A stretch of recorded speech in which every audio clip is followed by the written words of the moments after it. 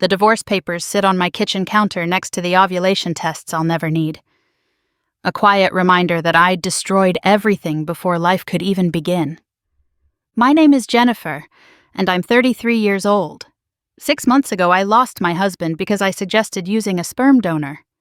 Our wedding group chat became a war zone. His family turned into an army against me, and the story ripped through our social circle like wildfire. I was the arsonist who lit the match. But nobody understood the real reason why I couldn't bear the thought of having his biological children. It wasn't just about height or hair. It was about the lie I'd been living since the day we met. I met David when I was 29, at a friend's barbecue. My friend Lisa had been trying to set us up for months. "He's perfect for you," she'd insisted. "Successful, sweet, ready for marriage." "Is he hot?" I'd asked. "He's nice looking," she'd hedged. "Just meet him." Nice looking. Code for not attractive, but has other qualities. I almost didn't go to that barbecue. But my period was late. False alarm, thank God. And the pregnancy scare had sent me into a panic about my life timeline. 29 and single, 30 looming like a death sentence. David wasn't my type. 5'6" in shoes that obviously had lifts, already balding with a desperate comb-over, thick glasses that magnified his eyes, nervous energy that made him speak too fast. But he was kind, successful. He looked at me like I was everything he'd ever wanted. "I can't believe Lisa actually got you to come," he said, openly staring. "You're even more beautiful than your pictures." I should have walked away then. But he mentioned his job at Microsoft, his house in Bellevue, his 401k. My mother's voice echoed, "Tick-tock, Jennifer, tick-tock." The thing about David was his sweetness could be suffocating. When I'd complain about my boss undermining me at work, he'd just say, "Don't worry about it, babe. Once we have kids, you won't have to deal with any of that." When I talked about maybe getting my MBA, he'd kiss my forehead and say, "Why stress yourself? I make enough for both of us." He meant it lovingly, but sometimes I wanted a partner who'd engage with my ambitions, not just offer to eliminate them. "You're way out of my league," he said on our first date, self-deprecating but hopeful. I should have corrected him. Should have said, "Leagues don't matter when you love someone." Instead, I smiled and let him believe it, because honestly, he was right. I was turning 30 in 6 months. Every friend I had was married or engaged. My younger sister had just announced her second pregnancy. My mother called weekly to remind me that my biological clock was ticking louder than Big Ben. "You're too picky," she'd say. "Perfect doesn't exist. Find someone good enough and make it work." David was good enough. More than good enough on paper. Software engineer at Microsoft, 6-figure salary. Sweet, devoted, would clearly worship me forever. He was everything a woman approaching 30 should want. So I convinced myself I wanted him too. Our relationship moved fast. 3 months in, he said he loved me. 6 months in, we were engaged. The proposal was everything David thought I'd want. Expensive restaurant, string quartet, him on one knee sweating through his shirt. "I know I'm punching above my weight class," he said, hands shaking as he held the ring. "But I promise I'll spend every day making sure you don't regret choosing me." The ring was huge, 3 carats, cost more than some people's cars. I said yes while calculating how much time I had left to have kids. My friends' reactions were telling. "He's so sweet. Not hot or handsome. Sweet. You'll have such a comfortable life. Not passionate or exciting. Comfortable. He absolutely adores you." The only completely true statement. The wedding night was when reality hit. David had waited for marriage, not for religious reasons, but because it should be special with the right person. I was his first. It was not special. He cried after. Actually cried. "That was incredible," he whispered. "You're incredible. I can't believe you're my wife." I lay there, staring at the ceiling, feeling his semen leak out of me, thinking, what have I done? We married exactly 1 year after meeting. Small wedding, nice honeymoon in Hawaii, where I drank enough Mai Tais to pretend I was attracted to my new husband. In photos, we look happy. I'm very good at looking happy. For 3 years, I played the part perfectly. Loving wife, grateful for my excellent provider. I decorated our house, hosted dinner parties, posted couples' selfies with captions about my amazing husband and so blessed. He'd do these sweet things that should have melted my heart. Once he surprised me with a framed sonogram photo. Not real, just one he'd made in Photoshop. "One day," he whispered, holding it against my belly. "Can you imagine? Our baby right here?" I smiled, pretending to mean it, while my insides recoiled at the thought. But the resentment grew like a tumor. Every time he touched me, my skin crawled. I'd developed strategies. I have a headache, I'm on my period, I have an early meeting. When I couldn't avoid it, I had rules. Lights off, missionary only. No oral, I told him I had TMJ. Get it over with as quickly as possible. David never complained. "Whatever makes you comfortable," he'd say. "I just want to be close to you." His gratitude made it worse. Real husbands demanded things. Real husbands took what they wanted. David asked permission to touch his own wife. I started having dreams about other men. The CrossFit trainer at my gym, my coworker Brad, who was 6'3" and training for marathons, random men on the street who looked nothing like David. I'd wake up wet and ashamed, David's arm draped over me like a chain. Then my sister announced her 3rd pregnancy at a family dinner. Beautiful sister with her beautiful husband and their beautiful children, who looked like Gap models. "When are you and David going to give me grandchildren?" my mother asked, loud enough for everyone to hear. "Soon," David answered, squeezing my hand. "We've been trying." We hadn't been trying. I'd been secretly taking birth control, flushing tampons I didn't need to fake periods, timing my fertile days to avoid sex. The thought of being pregnant with his child, of looking at a baby with his weak chin and nervous laugh, of people knowing I'd let him impregnate me, it made me physically ill. That night, David was amorous. "Maybe tonight's the night," he said hopefully. I let him try. Laid there like a corpse while he pumped away, thinking about anything else. Grocery lists, work deadlines, the hot trainer at my gym who looked nothing like David. After he held me. "I love you so much. Our kids are going to be so lucky to have you as a mom." Our kids, with his height, his weak chin, his thinning hair, his nervous laugh, his everything I'd settled for but never wanted. That's when the sperm donor idea took root. I researched for weeks in incognito mode. 3 profiles became my obsession. Donor number 491562, Harvard MBA, marathon runner, IQ 145. Give your child the best possible start, the website promised. I saved them in a hidden folder labeled tax documents. Late at night, I'd scroll through them, imagining beautiful children who looked nothing like my husband.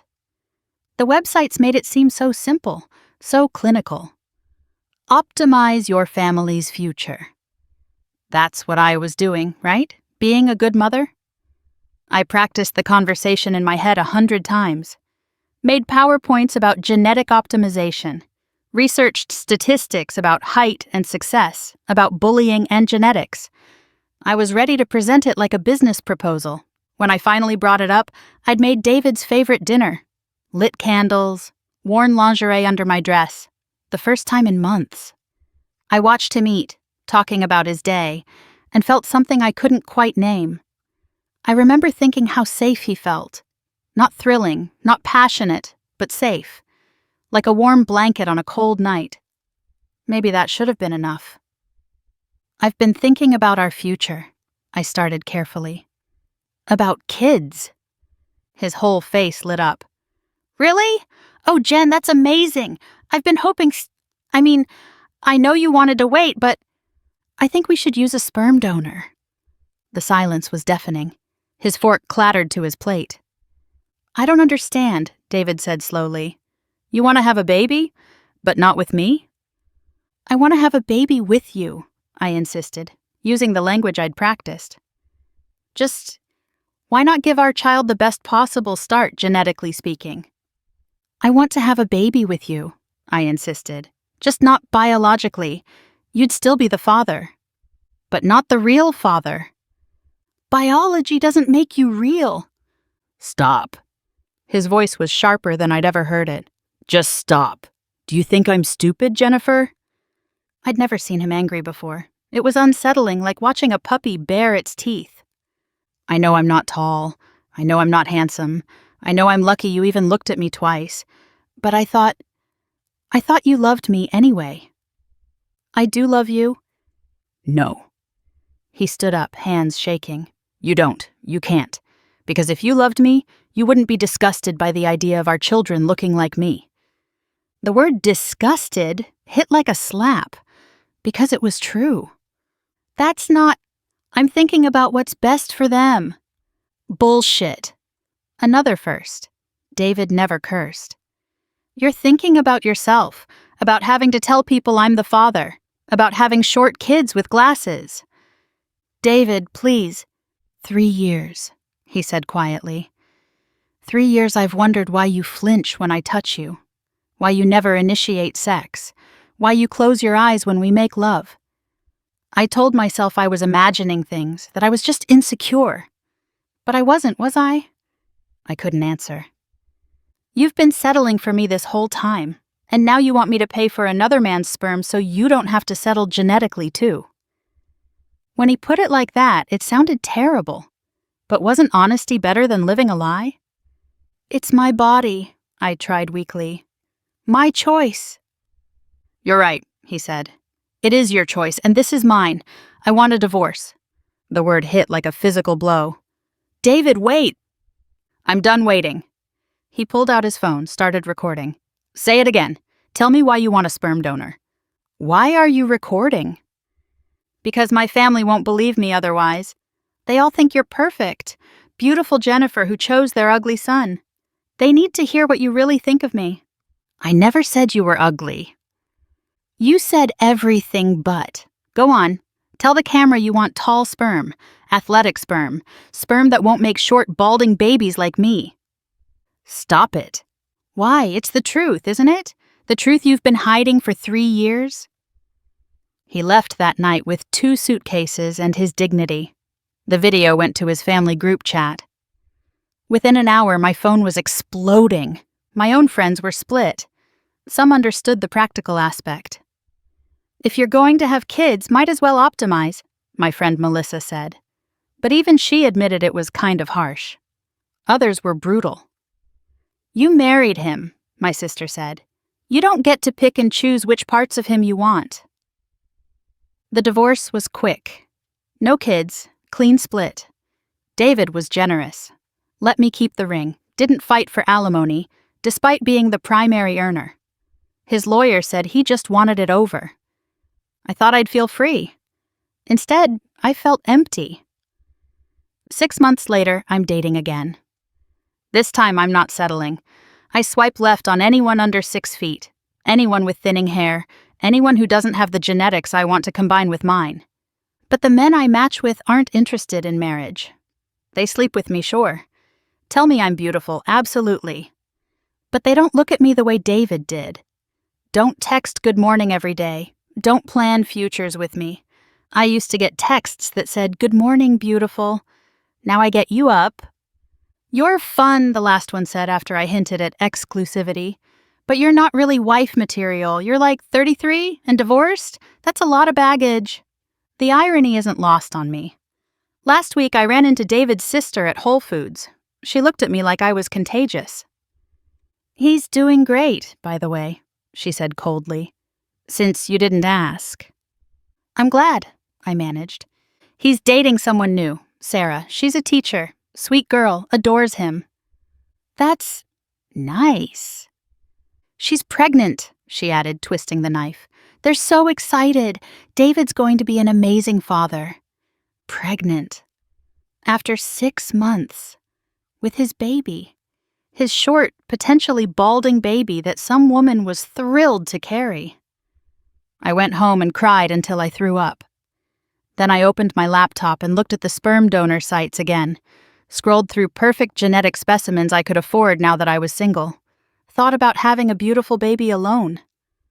But I kept thinking about David's face when he talked about our future children, how he'd already picked names, how he'd bookmarked articles about being a good dad, how he'd been secretly taking vitamins to improve his sperm quality because he wanted to give our babies the best chance. He'd wanted to be a father. I just wanted Instagram-worthy kids. I'm 33 now. Still beautiful, but not as beautiful as I was at 29. Still fertile, but not as fertile. Still have options, but not as many. Sometimes I Instagram stalk David and Sarah. She's plain, shorter than him, a little chubby, mousy, brown hair. But in every photo, she's touching him, holding his hand, kissing his cheek, looking at him like he hung the moon. Their pregnancy announcement photo gutted me. David's hand on her belly, both of them glowing. The caption, "Our little miracle, coming February, already so loved." 638 likes. Hundreds of comments about what a great dad he'll be. My mother called after seeing it. "That could have been you," she said quietly. "That should have been you. He's too short, Mom. The baby will be loved. Isn't that what matters?" But it wasn't what mattered to me. Not then. Maybe not even now, if I'm honest. I still want beautiful children, tall children, children who won't struggle like David did. I just didn't realize I also wanted children with a father who'd love them completely, who'd think they were perfect no matter what they looked like, who'd give them confidence through devotion, not just genetics. David would have done that. We'll do that for Sarah's baby. Their short, possibly balding, definitely loved baby. I could have had that. A man who loved me despite knowing he wasn't good enough for me. A family that wasn't perfect but was mine. A life that wasn't optimal but was real. Instead, I have my standards, my non-negotiable list, my aging eggs and empty bed, and the knowledge that I was offered devotion and threw it away because it came in the wrong package. They say honesty is the best policy, but sometimes the truth is too ugly to speak out loud. Sometimes "I love you but not your genes" is just another way of saying "I don't love you at all." David knew that. I'm only starting to understand it now. The sperm bank catalogs are still in my apartment. Tall donors. Athletic donors. Intelligent donors. Everything David wasn't. But none of them will love me the way he did. None of them will forgive my flaws the way he did. None of them will build a life with me just for the honor of being chosen. I had that once. I decided it wasn't enough. Now I have nothing but the truth. I'm exactly as shallow as David realized I was.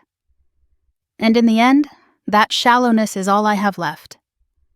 Sometimes I dream about the children we never had. Short children with David's kind eyes and nervous laugh. Children who would have been bullied, maybe, but who would have come home to parents who loved them. Children who would have grown up knowing they were wanted, not optimized.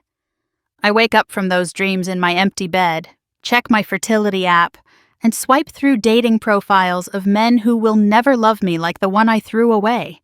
My body, my choice, my consequence. And no catalog can fix what I broke when I said no to love and yes to perfection.